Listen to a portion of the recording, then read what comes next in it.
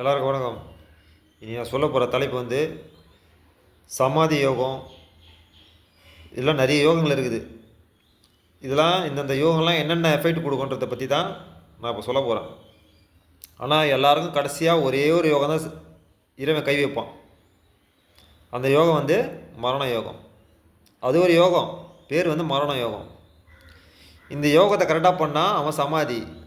அந்த யோகத்தை பற்றி எதுவுமே தெரியாமல், ஒன்றுமே தெரியாது, கடவுள் நிலைமை தெரியாதுன்னா அவன் பேர் மரணம். இந்த மனம் வந்து ரணப்படுத்தினால அது பேர் மரணம். ஓகேங்களா? இது அப்படி ஒரு பக்கமாக வச்சுக்கோங்க. இப்போது யோகம் வந்து பல டைமென்ஷனில் இருக்குது. அவங்கவுங்க எண்ண அலைகளுக்கு ஏற்ற மாதிரி யோக நிலை மாறும். இப்போது ஒருத்தர் ஒரு யோகத்தை கொடுக்குறாரு வச்சுங்களேன். அந்த யோகத்தை நீங்கள் வாங்கி செய்யும் போது உங்கள் மனசுக்குள்ளே என்ன அலைகள் மாறுதோ அதுக்கேற்ற மாதிரி உங்கள் அலைவரிசை மாறிடும். அந்த யோகம் மாறும். இந்த மாதிரி தத்துவங்கள் தான் பல யோகங்களாக உருவாச்சு. ஒவ்வொருத்தரும் ஒவ்வொரு லேயரை பிடிச்சிப்பாங்க. யூனிவர்ஸில் பல ஆறாவட்டங்கள் இருக்குது. ஒவ்வொருத்தரும் ஒவ்வொரு லேயரை பிடிச்சிக்கின்னு இதுதான் கரெக்டு, இதுதான் கரெக்டு, இதுதான் கரெக்டு, இதுதான் கரெக்டுன்னு ஒவ்வொருத்தரும் ஒரு யோகத்தை வச்சுக்கின்னு அவங்கவுங்க ஒரு கதையை சொல்லிக்கின்னு அவங்கவுங்க ஒரு கதையை எழுதிக்கின்னு அப்படி இருக்கிறாங்க. இந்த கதை எழுதுறதுலாம் தலையில் இருக்கிற நீர்னால வர்ற டைமென்ஷன் மாடல்கள் தான். புரியுதுங்களா? ஒவ்வொருத்தரும் நிறைய கதை எழுதியிருப்பாங்க. இப்படி வந்தார், அப்படி போனார், நான் அப்படி இருந்தேன், இப்படி இருந்தேன், இப்படி ஆச்சு, அப்படி ஆச்சு, இந்த தெய்வம் வந்து அந்த தெய்வம் வந்து இவர் அப்படி வந்து உள்ளே வந்து பூந்துக்கினார். இதெல்லாம் நிறைய இருக்குது. இதெல்லாமே அந்தந்த லேயரில் அந்த காற்று, அந்த மூச்சு காற்று அவனோட அலைவரிசை வந்து அந்த தேரில் தட்டி நின்றதுனால அந்தந்த டைமென்ஷனில் அந்த படக்காட்சிகள் அவனுக்கு தெரியும். ஆனால் இறை காட்சின்னு ஒன்றே ஒன்று தான் இருக்குது. கடைசி காட்சி, அதுதான் நடராஜ பிரம்ம தத்துவ காட்சி. இந்த காட்சியில் தான் இறைவன் உன்னை பூச்சி வலிப்பான். ஒரே ஒரு நேரமும் பூச்சி இழுத்துருவான்.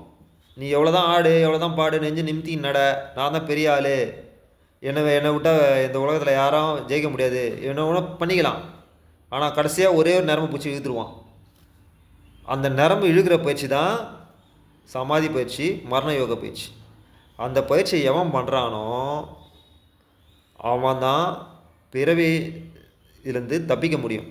மற்றவங்க யாராலுமே முடியாது. இந்த காட்சிகளை வச்சு பண்ணுறது, பாவனைகளை வச்சு பண்ணுறதுலாம் டைம் லூப் ஆகுமே தவிர, எவன் ஒருத்தர் சிதம்பரத்தை பிடிக்கிறானோ அவனுக்கு தான் பிறவி மூப்பு, மரணமில்லா பெருவாழ்வு. புரியுதுங்களா? மற்றதெல்லாம் ஒவ்வொரு காட்சியில் அப்படி தட்டி தட்டி நிற்கும். எதனா ஒன்றத்தில் வசியம் பண்ணி கூட வாழலாம். தெய்வங்களாக மாதிரி வசியம் பண்ணி வச்சுப்பாங்க. நிறைய விஷயங்கள் இருக்குது இந்த அட்மாஸ்பியரில். எல்லாமே உன் மனசுக்குள்ளவே இருக்குது, உன் தலைக்குள்ளவே இருக்குது. நீ தான் ஆராய்ச்சி பண்ணி ஒரு நல்ல குருமாரை தேர்ந்தெடுத்து அவங்ககிட்ட பயிற்சி வாங்கி அவன் விட்ற மூச்சு காத்த அவன் ஸ்ப்ளிட் பண்ணி விட்ற எண்ணாலைகளை வச்சு பயிற்சி பண்ணி ஜெயிச்சிடலாம். நன்றி, வணக்கம்.